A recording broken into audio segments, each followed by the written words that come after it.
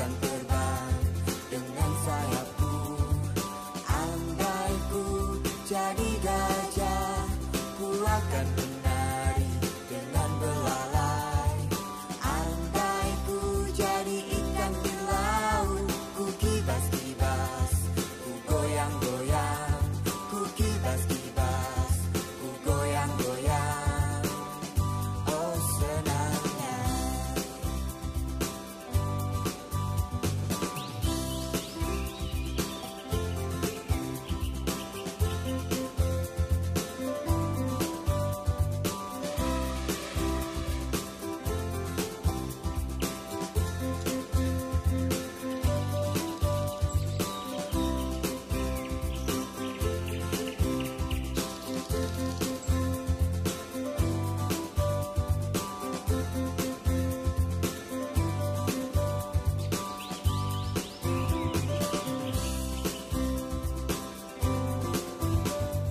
Andai ku jadi kupu-kupu, Sumber air. akan terbang dengan Ada 3 jenis sumber air.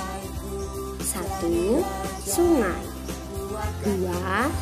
Mata air. 3. Sumur. Proses munculnya sumber-sumber air yaitu air laut, danau, dan sungai menguap terkena sinar matahari. Kemudian, uap air membentuk sekumpulan awan yang terbawa angin ke pegunungan. Awan yang bertemu udara dingin di atas berubah menjadi titik-titik air yang kita sebut hujan. Sungai. Sungai merupakan sumber air yang ada di permukaan bumi. Sungai terbentuk oleh patahan bumi, sehingga lebih rendah dari keadaan kanan dan kirinya.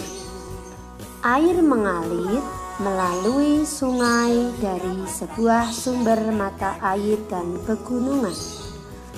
Air pada sungai dapat langsung digunakan jika terlihat bersih. Lalu, bagaimana kalau air di sungai itu kotor? Air sungai yang kotor bisa diolah terlebih dahulu agar bisa digunakan untuk keperluan sehari-hari.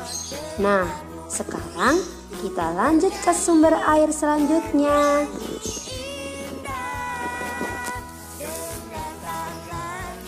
Mata air. Mata air terjadi karena air hujan di pegunungan meresap dan mengalir ke daerah yang lebih rendah. Karena ada tanah rekahan akibat gerakan tanah, maka air keluar ke permukaan tanah. Mata air biasanya ada di tepi sungai, lereng gunung, dan pedesaan. Menyenangkan bukan? Karena air ini bisa langsung dikonsumsi. Sekarang kita bahas sumber mata air yang terakhir. Sumur.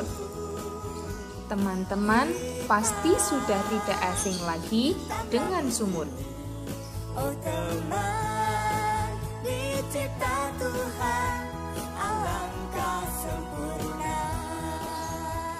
Di dalam tanah ada lapisan kedap air yang dapat menyimpan air, sehingga jika kita menggali tanah pada kedalaman tertentu, kita akan menemukan air yang disebut sumur. Ada beberapa jenis sumur. 1. Sumur dangkal. 2. Sumur dalam. Dan 3. Sumur artesis.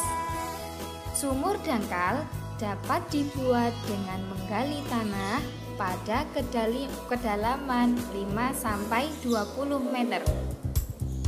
Sedangkan sumur dalam dibuat dengan melakukan pengeboran sedalam 50 sampai 100 meter. Dan sumur artesis dibuat dengan melakukan pengeboran sedalam 200 meter. Pada lapisan ini, lapisan tanah mengandung air.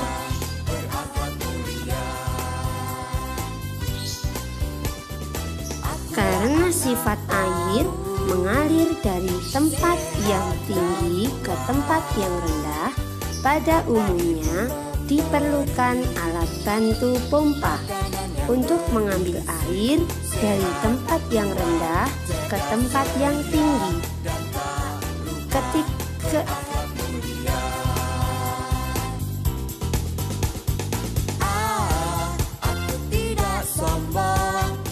Ketersediaan air. 1. Gunakan air secukupnya. Jangan pernah lupa mematikan keran jika sudah selesai. 2.